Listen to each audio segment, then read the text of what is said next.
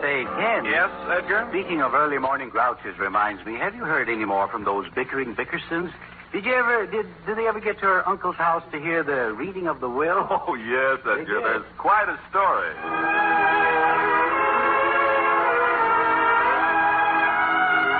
After a great deal of trouble, the Bickersons arrived safe but not too sound at the palatial home of Mrs. Bickerson's dear departed uncle. At the reading of the will drew to its conclusion, the lawyer, Mr. Creamer, prepared to leave. Oh, Mr. Creamer. Mr. Creamer. Yes, miss? I don't understand it. My name wasn't mentioned at all. Didn't he leave me anything? What is your name, miss? Blanche. My married name is Bickerson. I was his favorite niece. Are you sure that's the only will? Positive. Good night, Mrs. Bickerel. Bickerson. Oh, yes, Bickerson. Good night. Oh, dear. How am I going to break the news to John? He hasn't slept for 3 nights waiting to hear how much I inherited. Well, maybe the shock will put him to sleep. I better go tell him.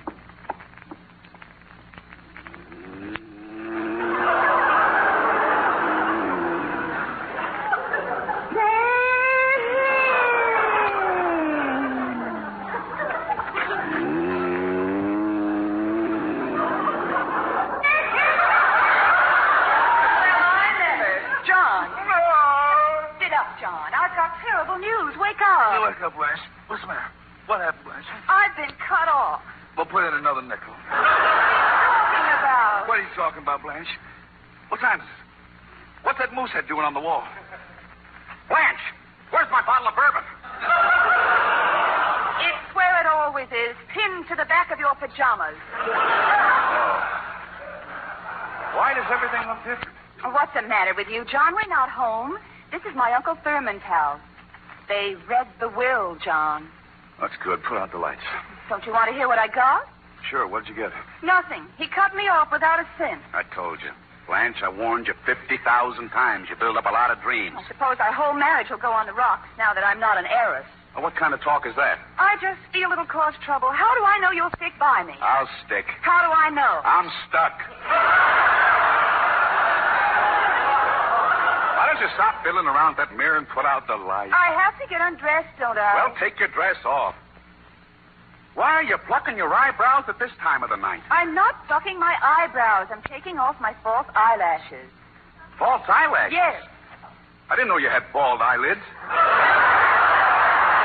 My eyelids are not bald.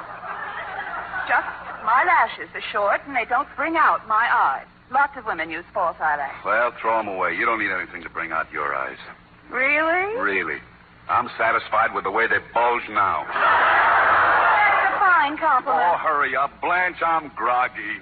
Are you ready for bed now? Yes, I'm ready, but I won't sleep. You'll sleep. I can't fathom it. Why should Uncle Thurman do that to me? Why, John? Why, what? Why should he disinherit me? I can't help feeling that there must be another will, a later one. After all, this one was dated 1946. So what of it?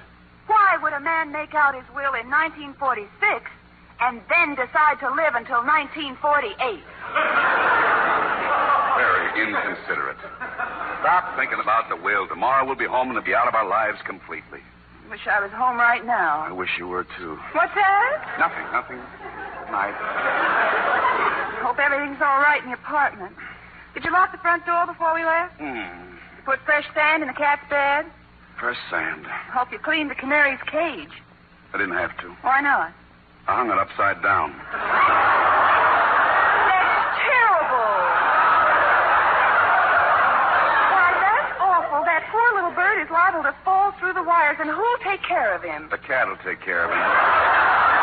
John Bickerson. Oh, the canary's all right. I hung the cage over the goldfish bowl. I can't trust you to do the simplest things. You promised that you'd take care of the animals and remember the milkman. I took care of everything, I tell you. You did not. I did, too. I sanded the cat, I scaled the goldfish, and I polished off the canary. What about the milkman? I milked him.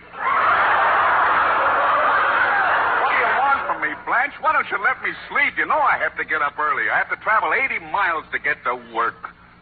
You never did like that job, did you, John? I loathe it. You don't think much of your boss either, do you? Think much of him. He's a cheap, crooked, slave-driving miser. That's what I told him. You what? I phoned him before we left. Oh, Blanche, you didn't. No woman calls her husband's boss and insults him. How will I face the man tomorrow? You don't have to. I quit for you. Well, what did you do that for? Well, I thought I was going to inherit all of my Uncle Thurman's money. How would it look for a wealthy woman to be married to a billiard ball salesman? Bowling balls. All right, bowling balls. I should think you'd be grateful to me. It's time you went in business for yourself anyway. Business for myself with what? I'm lucky if I get another job. You'd better get another job. Don't think you're going to loaf around the house and live off my legacy. What legacy? You said your uncle didn't leave you a dime. Oh, I forgot. Well, anyhow, I didn't know that when I called your boss. Oh, you shouldn't have done it, Blanche. Well, I'm sorry, John. I'll call him tomorrow and apologize. No, let it go. You must think I'm just awful. No, I don't think you're awful. You don't act like you love me. I act. I'll go to sleep. Aren't you going to kiss me goodnight? I'll kiss you goodnight in the morning. Why can't you kiss me now? I'm not facing that way.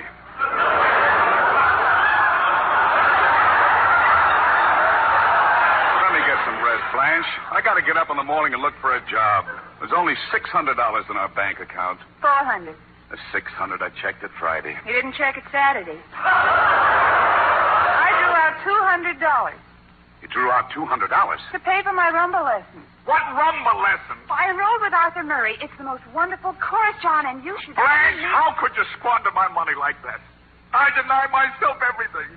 For 6 months I've been walking around with a broken wrist just to save on doctor bills. I don't even own a pair of shorts. Every morning I dive for myself with a roller towel. I never spend a nickel on myself. You bought a woolen tie yesterday. What woolen tie? That was a hunk of weather stripping to block the holes in my pants. What am I going to do here? Hello? Hello, Thurman. This is Pelser. Huh? Osgood Pelser, your Australian representative. I just want to let you know that I closed their kangaroo deal to the bag. Kangaroo. When can I see you, Thurman? You can't see me at all, and I'm not Thurman. Thurman's departed. Oh, really? How can I get in touch with him? Drop dead! Heard of such a thing. Why does the phone have to be in my room? Don't be upset, John. Oh, how can I help it? Oh, I wish there was something I could say that would make you feel better. Say good night. I know I did the wrong thing about those rumba lessons, John. But you mustn't forget I banked so much on getting Uncle Thurman's money. Yeah, I know. Please don't be angry with me. Forget it. All I want to do now is sleep. Yes, dear. John, No. I realize I do a lot of silly things, but I'm not any worse than the average wife. Am I? You're satisfied with your married life, aren't you, John? Aren't you? What? Are you satisfied with your married life? Yes, thanks. I've had all I want. Good night, John.